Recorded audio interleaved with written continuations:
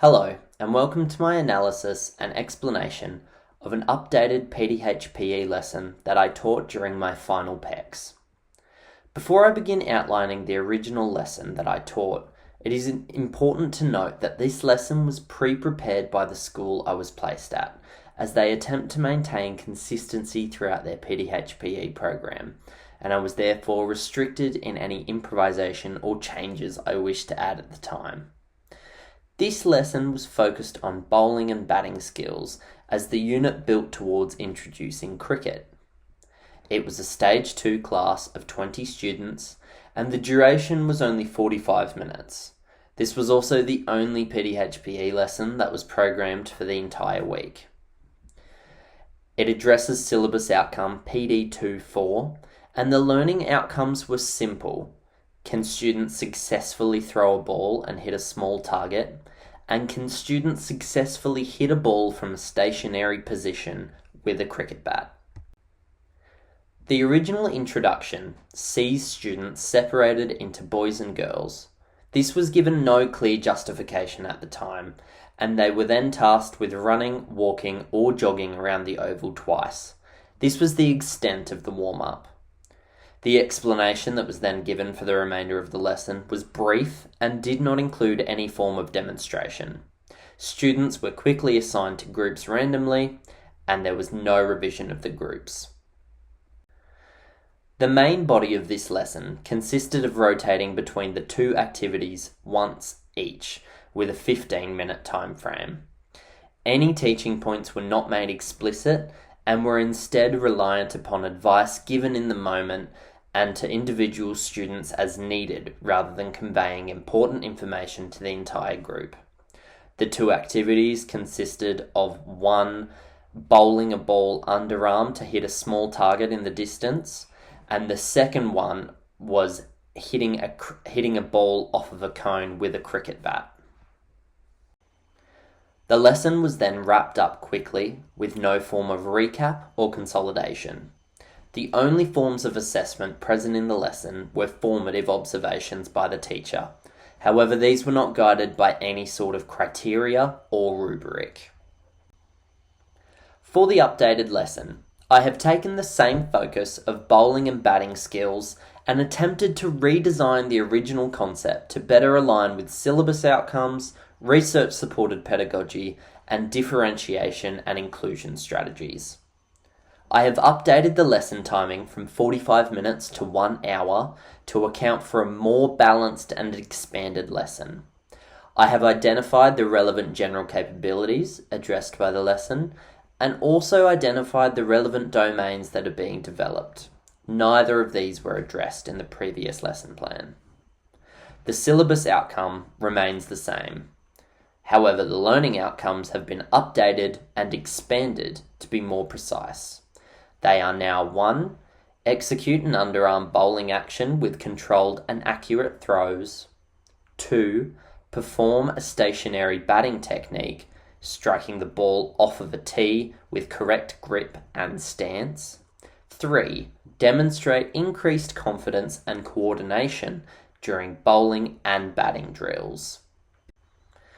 The lesson begins with a dynamic warm-up designed to prepare students physically and mentally while establishing a clear focus on the skills of bowling and batting. This warm-up includes low complexity movement activities that activate fundamental motor patterns consistent with Chapter 1 of Gallahue et al. 2003, ensuring developmental appropriateness for Stage 2 students.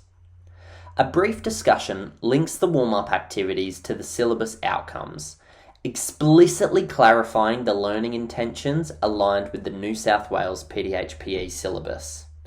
This clear articulation of lesson goals reflects effective teaching principles described in Chapter 9 of Graham et al. 2010, promoting student engagement and understanding.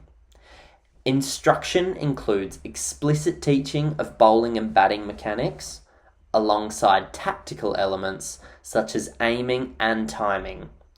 Embedding the educational approach detailed in Chapter 5 of Pengrazi and Bangal 2014. This approach encourages students to understand why and how to apply skills within the game context rather than simple rote repetition. The core of the lesson emphasizes sequential skill development, beginning with isolated technique drills and progressing to integrated gameplay applications. This follows the movement concept developed approach outlined in Chapter 15 of Pengrazi and Bangle 2014, by starting with focus on body mechanics, like proper hand position, before applying skills in game-like scenarios, as seen in Activity 3, where the 2 activities from the previous practice sessions are applied. Activities are carefully sequenced for clarity and organisation, as recommended in Chapter 6 of Donnelly et al. 2017, beginning with low complexity drills and moving towards small-sided games that simulate real play, enabling students to transfer skills effectively. Inclusivity is enhanced by using mixed ability grouping and peer-supported roles, encouraging cooperative learning and confidence building. Task modifications ensure all students experience success and challenge consistent with the developmental and differentiated learning principles cited in Chapters 1 and 6 of Gullahue et al. 2003 and Donnelly et al. 2017. Additionally, differentiation is integrated using the STTEP model through varied task demands, such as modified equipment, using lighter balls or larger bats, and tailored instructions addressing diverse ability levels per the guidance from Chapters 1 and 6 of Gullahue et al. And Donnelly et al. To consolidate learning, the lesson closes with a reflection activity. The teacher facilitates a discussion about key skills developed and invites students to set personal goals for future lessons, promoting a growth mindset and continuous improvement. This practice aligns with the principles of effective teaching and supportive learning environments, highlighted in the reference literature. Assessment throughout the lesson is primarily formative, involving teacher observation, supported by a detailed rubric that covers execution, tactical understanding, effort, and cooperation. This can be seen in Appendix 1 and will be shown on the next slide.